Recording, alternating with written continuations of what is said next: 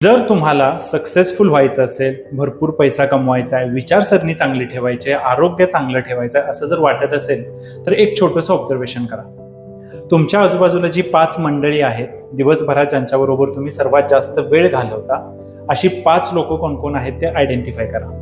तुम्ही काम करत असाल त्या ठिकाणी जे काम करताना जी 5 मंडळी तुमचे कलिग्स आहेत ते असतील, किंवा तुम्ही कॉलेजमध्ये जात असाल तर तुमचे जे मित्र असतील ते असतील, किंवा तुम्ही एखाद्या गावामध्ये राहताय तर त्या गावामध्ये तुमच्या आजूबाजूला जे संध्याकाळी कट्ट्यावर बसून वेळ घालवणारे मित्र असतील, हे सगळे जे 5 लोक आहेत ना, ज्यांच्याबरोबर तुम्ही दिवसातल्या 24 तासातील सगळ्यात जास्तीत जास्त वेळ घालवता, अशा लोकांना ऑब्झर्व करा आणि त्यांच्याप्रमाणेच आपला स्वभाव आहे की नाही हे पडताळून पहा.